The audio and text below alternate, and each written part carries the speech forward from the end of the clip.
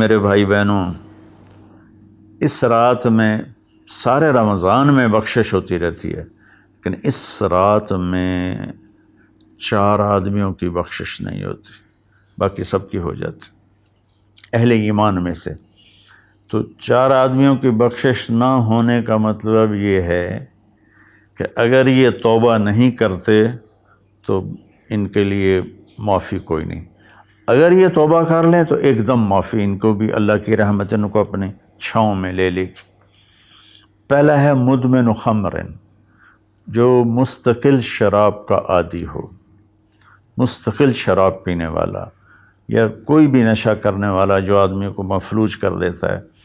تو اس وقت میں نشہ خمر شراب ہی تھا، اب تو ہیروئن اور کوکین اور کیا کیا وہ ٹیبلٹس بھی ایسی آ گئی ہیں، ایک ٹیبلٹ 5-5 ہزار کی ہے، اور ہمارے کالج سکول کے بچے بچیاں اس میں بالکل 16-17 سال کی عمر میں اس میں پھنسے ہوئے ہیں۔ تو مدمن خمرن، شراب پینے والے کی بخشش نہیں ہوتی۔ دوسرا کون ہے؟ عاق لوالدیہ، یہ عجب لفظ ہے عاق۔ عاق عقا یعقو ہے، اس کا مطلب ہوتا ہے پھاڑ دینا، ٹکڑے ٹکڑے کر دینا۔ تو اس سے مراد وہ اولاد ہے جو مسلسل نافرمانی کر کے ماں باپ کے دل کو توڑ دیتی ہے اور چیر دیتی ہے۔ ایک ہوتا ہے کبھی کبھار آواز بلند ہو جانا، وہ تو ایک فطری چیز ہے کہ بیٹے کی آواز ماں کے سامنے بلند ہو جائے، باپ کے سامنے بلند ہو جائے، بیٹی کی آواز ماں کے سامنے بلند ہو جائے، باپ کے سامنے بلند ہو جائے، یہ نیچرل ہے، اس کو نافرمانی نہیں کہتے۔ یہ ایک وقتی طور پر ہوتا ہے، پیچھے وہ ان کو پھر بیٹے کو خیال آتا ہے تو وہ معافی مانگتا ہے جا کے، بیٹی کو خیال آتا ہے وہ معافی مانگتی ہے جا کے ماں سے، تو ان کو نافرمان نہیں کہتے۔ عاقہ وہ مرد، وہ عورت، وہ لڑکا، وہ لڑکی جو اپنے باپ اور ماں کے دل کے ٹکڑے ٹکڑے کر دے۔ آپ سے پوچھا گیا تھا یا رسول اللہ قیامت کب آئے گی؟ آپ نے فرمایا اللہ کے سوا کوئی نہیں جانتا۔ آپ نے فرمایا تو کوئی نشانی؟ تو وہ پوچھنے والے نے عرض کیا یا رسول اللہ کوئی نشانی بتا دیں، تو آپ نے فرمایا جب تم یہ دیکھو کہ بیٹیاں ماؤں سے نوکروں جیسا سلوک کریں،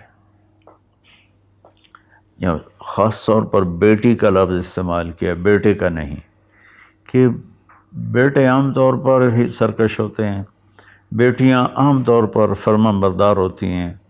تو آپ نے فرمایا جب تم یہ دیکھو کہ بیٹیاں بھی ماؤں کی دل شکنی کرنے لگ جائیں اور عرب کے بدو لمبی لمبی عمارتیں بنانے لگ جائیں، تو سمجھنا کہ قیامت قریب ہے۔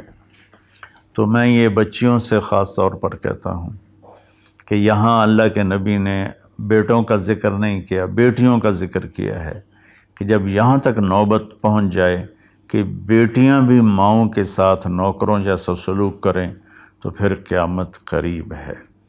تو یہ بہت کامن ہو چکا ہے ہمارے گھروں میں، کیونکہ اس موبائل نے اور یہ کمپیوٹر نے، انٹرنیٹ نے ہماری ساری زندگی اس کے اندر کھپا دی ہے۔ ہمیں رشتوں کا لحاظ نہیں، رشتوں کی قدر نہیں، ایک دوسرے کے پاس ادب نہیں۔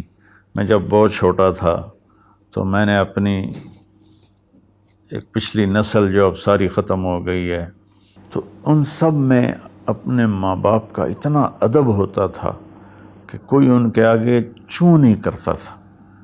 میں نے اپنے دادا کے بھائی کو دیکھا ہے، دادا کو میں نے بس ایسے حلیہ، ایسے کہ حیولہ سا ہے بھائی، یوں شکل تھی لیکن وہ یاد نہیں، دادا کے بھائی کو دیکھا ہے۔ تو دادا کے بھائی کے جو بیٹے تھے نا، جب ڈیرے میں بیٹھتے تھے تو اپنے والد کے سامنے نہیں بیٹھتے تھے، پیٹھ کے پیچھے بیٹھتے تھے، حالانکہ دین کی کوئی خبر نہیں تھی۔ یہ اس وقت کی معاشرت تھی، مشرقی معاشرت۔ اب بھی آپ جائیں تھر میں تو ہندو عورتیں ہوں گی، جب گاڑی آئے گی تو ایک دم اپنا گھونگھٹ نیچے کر لیں گی، حالانکہ ہندو عورتیں۔ یہ تہذیب مشرق ہے۔ تو اسلام تو ویسے ہی عریانی فحاشی کی اجازت نہیں دیتا، تو ہماری تو مشرقی تہذیب بھی اس بات کی حامل ہے کہ عورت حیا کے پردے میں چھپی ہوتی.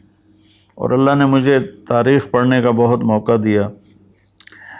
دنیا میں یہ جو راجپوت قوم ہے یہ آرین ہے. تو جب ان کی یہ قبل مسیح آئے ہندوستان میں، عیسیٰ علیہ السلام کی آمد سے پہلے ہندوستان میں آئے، پھر یہ خونخوار تھے اور آپس میں لڑتے تھے، تو پورا ہندوستان چھوٹی چھوٹی ریاستوں میں بٹا ہوا تھا. کبھی کسی راجا نے 5-10 ریاستیں فتح کر لیں ورنہ یہ اس طرح تقسیم تھا. تو یہ دنیا کی واحد قوم ہے. جب انہیں یقین ہوتا تھا کہ ہمیں شکست ہو جائے گی تو وہ سب سے پہلے اپنی بیٹیوں کو، بیویوں کو، ماؤں کو قتل کر دیتے تھے کہ کوئی ہماری بیٹیوں کی عزت سے نہ کھیلے، ہماری بہنوں ماؤں کی عزت سے نہ کھیلے. پھر جا کر لڑتے تھے، اور عام طور پر جس کو شکست ہوتی تھی وہی ایسا کرتا تھا اور اپنی جان دے دیتے تھے. چھوٹا سا واقعہ سناتا ہوں کہ مراٹھوں نے ایک قلعے پر حملہ کیا، شیر گڑھ اس کا نام تھا.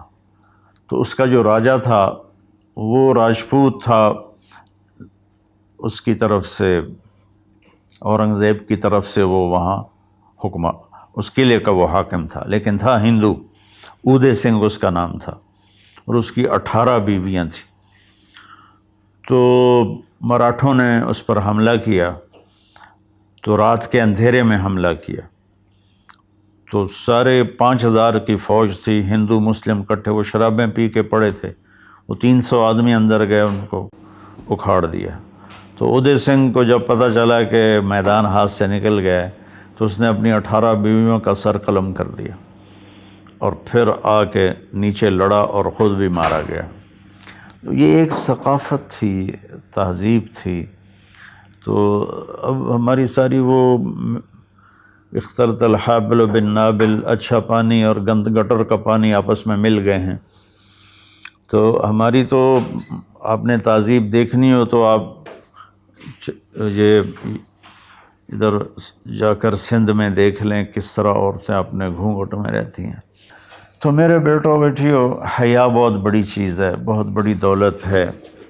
چونکہ ہم قرآن نہیں پڑھے، اللہ کے نبی کو نہیں پڑھا، تو مختلف قسم کی چیزوں سے ہم متاثر ہو کر اپنا وجود بھی گم کر بیٹھے ہیں اور اپنی تہذیب بھی مار بیٹھے ہیں.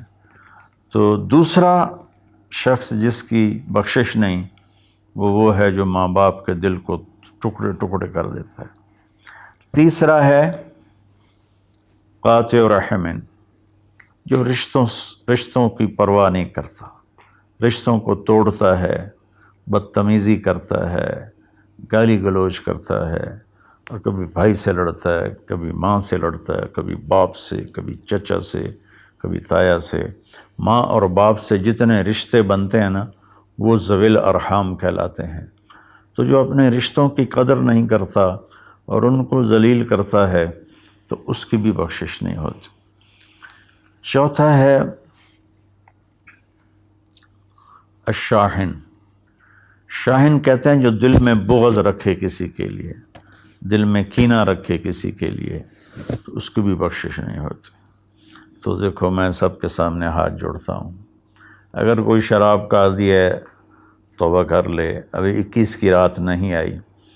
اگر کوئی ماں باپ کو ناراض کر کے بیٹھا ہے تو ان کے پاؤں پکڑ کے راضی کر لے.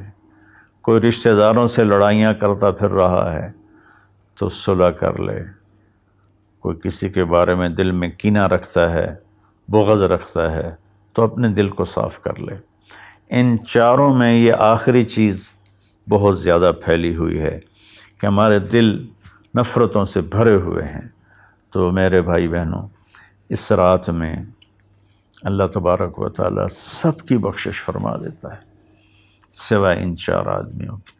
اور یہ بھی اگر توبہ کر لیں تو ان کی ساتھ ہی بخشش ہو جاتی ہے. تو اس میں ہمیں 21 کو بھی جاگنا چاہیے، 23 کو بھی، 25 کو بھی، 27 کو بھی، 29 کو بھی، کہ 5 راتیں، کوئی ایک رات تو ضرور ہوگی، باقی اصل علم تو میرے اللہ کے پاس ہے. تو اپنے دل کو بھائی بہنوں صاف کرو، اور اس ایک رات میں 83 سال کا ثواب لے لو۔ اللہ تعالیٰ مجھے آپ کو عمل کی توفیق بخشے۔ السلام علیکم۔